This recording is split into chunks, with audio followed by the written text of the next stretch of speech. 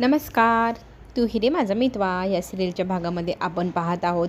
इथे छान प्रकारे ईश्वरीने प्लॅन केलेला असतो. अर्णवच्या विरोधात तो यशस्वी होताना तिला आता दिसणार आहे. कारण सेम पोझिशनमध्ये ज्या वेळेला त्याच्या वडिलांवर लोकांनी आरोप केला होता त्याच पोझिशनमध्ये आज अर्णव येऊन पोचलेला असतो. मीडियावाले विचारत असतात की तुम्ही ह्या हॉटेलच्या रूममध्ये ह्या मॉडेलसोबत काय करताय. तर इथे तो घाबरतो, बिथरतो, स्वतःला सिद्ध करण्याचा प्रयत्न करतो. कोणी त्यांचं काही ऐकून घेत नाही. आणि त्याच वेळेला एंट्री करते आपली ईश्वरी.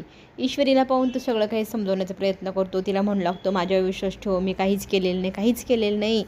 तर त्यावेळेला अर्णव म्हणू लागतो की हेच अर्णव ज्या वेळेला म्हणत असतो ना हे, त्यावेळेला ईश्वरी त्याला एक गोष्ट सांगू लागते.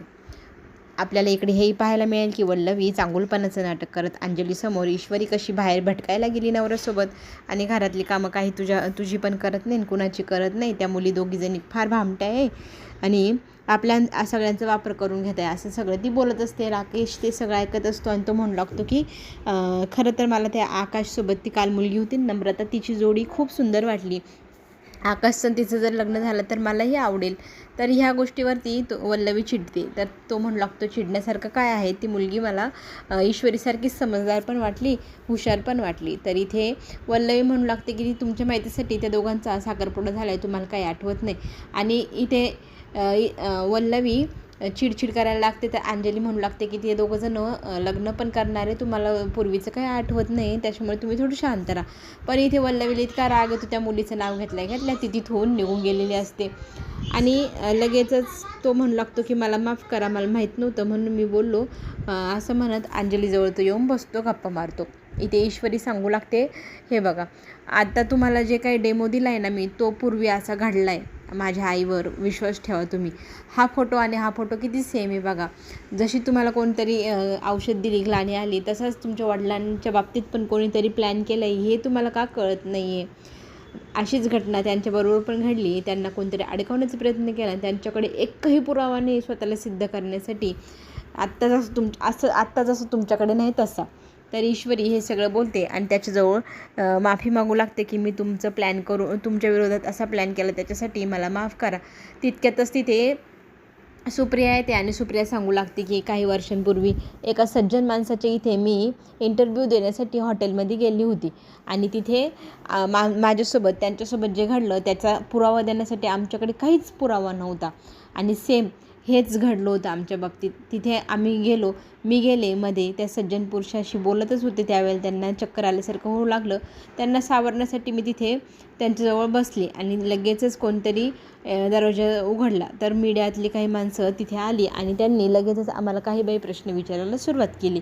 आम्हाला थोडाही मोका दिला नाही त्यांनी काही बोलण्याचा, काही करण्याचा. अगदी सुधरू पण दिलं नाही काय करावं.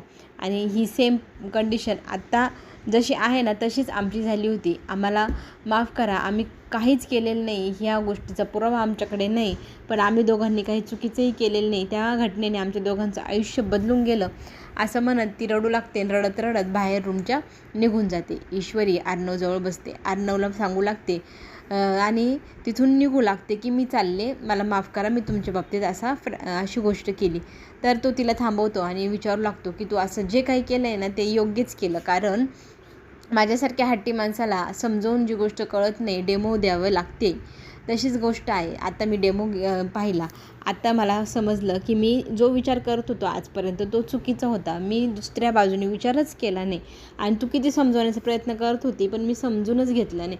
असं म्हणत तिच्याजवळ तो सॉरी म्हणून माफी मागू लागतो आणि रडता रडता लगेचच तो तिच्याजवळ जातो. तीही त्याला घट्ट अशी मिठी मारू लागते आणि दोघंजणं मग एकमेकांशी गप्पा मारू लागतात. इकडे वल्लवीला मात्र टेन्शन आलेलं असतं. देवळामध्ये माझ्या मते ईश्वरीने अर्णवच्या बाबांनाही पाहिलं आणि जर तिने पाहिलं असेल तर आता आपल्याला लवकरात लवकर काहीतरी करायला हवं. जर अर्णवशी त्याच्या बाबांची जर भेट झाली तर ते दोघंजण एकमेकांशी बोलले आणि सगळं काही सॉर्ट आऊट होऊन गेलं तर इतक्या वर्षाची मेहनत वाया जाईल. ती तिच्या विचारात असते. तिथे ना मामा येतात आणि विचारू लागतात काय झालं, तू कुठल्या विचारात एवढी गुंगा आहेस. तर ती सांगू लागते ना मला आज का कोणास ठाऊक अर्णवच्या बाबांचा विचार आला, ते कुठे असतील हा विचार आला. तर तिचं बोलणं ऐकल्यानंतर लगेचच इथे मामा चिडतात, त्या माणसाचं नाव आपल्या घरात घ्यायचं नाही. अर्णवला ते अजिबातही आवडत नाही. झालं गेलं, इतकी वर्ष गेले, कधी कुणी त्याचं नावही घेतलं नाही. तू पण कशाला घेतेस, त्यांचं नाव काढू नकोस असं म्हणत इथून मामा तिच्यावर चिडतात, बाहेर निघून जातात. आणि वल्लवी विचारात पडते की काय करावं आता पुढे. इकडे मात्र ईश्वरीच्या आईशी बोलण्यासाठी अर्णव जातो आणि त्यांना सांगू लागतो की मला माफ करा, मी तुमचं बोलणं पूर्ण ऐकून घेतलं नाही आणि अर्ध्यातच तुमच्यावरती चिडू लागलो. तुमचं म्हणणं ऐकून घ्यायला हवं होतं. तर तीही म्हणते की आम्ही दोघींनी जे काही केलं ते जाणून बुजून नाही केलं, फक्त सांगायचा हेतू एवढाच होता की आमच्याकडे पुरावे नव्हते, आमच्या बाबतीत असंच घडलं होतं, तुमचे वडील सज्जन माणूस होते असंही ती म्हणू लागते. आणि दोघंजणं मिळून आता इथे अर्णव आणि ईश्वरी सुप्रियाला समजवू लागतात की टेन्शन नाही घ्यायचं आहे आता इथून पुढे कुठल्याही गोष्टीचं. आता आपण फक्त आता सत्याचा शोध लावण्याचा प्रयत्न करायचा. कोण व्यक्ती होतं ज्याने इथे ह्या सगळ्या प्रकरणात अडकवलं त्याचा शोध लावूया असं म्हणत ती लगेचच एकमेकांशी बोलता एकमेकांकडे पाहता लगेच इथे खरं तर रडायला येऊ लागतं ईश्वरीच्या आईला. तर इथे अर्णव सांगू लागतो की मला माफ करा, मी तुमची आता जरी काय मदत करू शकलो नाही पण मी नक्कीच शोध लावणार. या सगळ्या गोष्टीच्या मागे कोण होतं, माझ्या बाबांचाही शोध लावूया आणि आपण सगळेजण मिळून तुम्ही निर्दोष आहात हे सिद्ध करूया. तितक्यातच अर्णव म्हणू लागतो की मला ना तुमच्या हातचे इंदुरी पोहे खायचे आणि हे पोहे काही तुमच्या मुलीला खास बनवता येत नाही.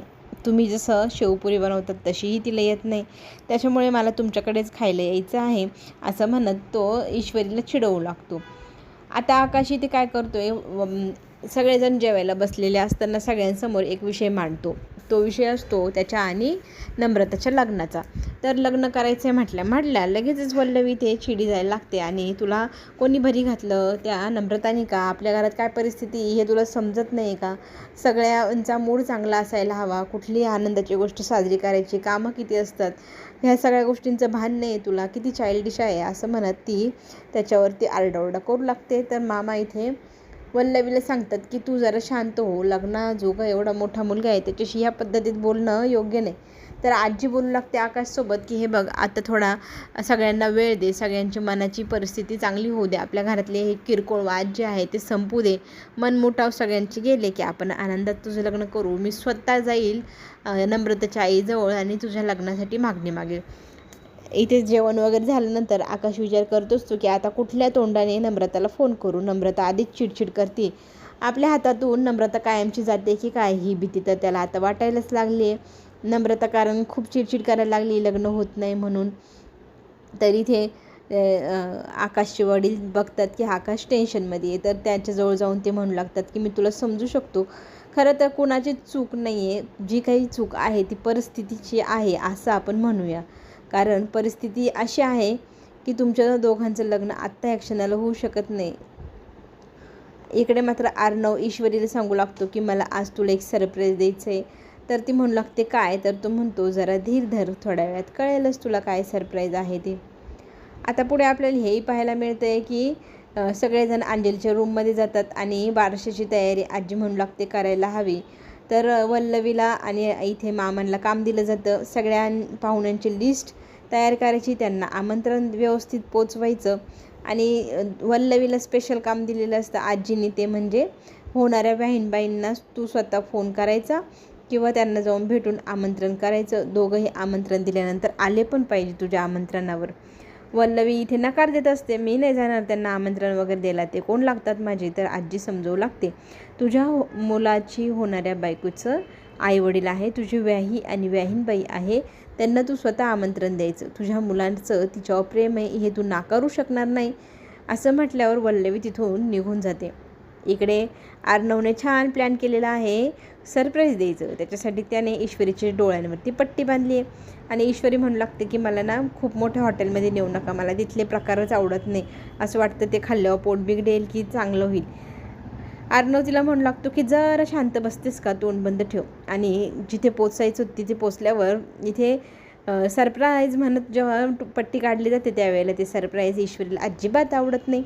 घराच्या बाहेर इथे ऐश्वरी आणि अर्णव बोलत असतात की आपल्याला आता त्या खऱ्या गुन्हेगाराला शोधायचं आहे ज्याने माझ्या बाबांना तुझ्या आईला अडकवलं ह्या प्रसंगात. वल्लवीला आता भीती वाटू लागली आहे. बघता बघता हे दोघंजण माझ्यापर्यंतही पोचतील.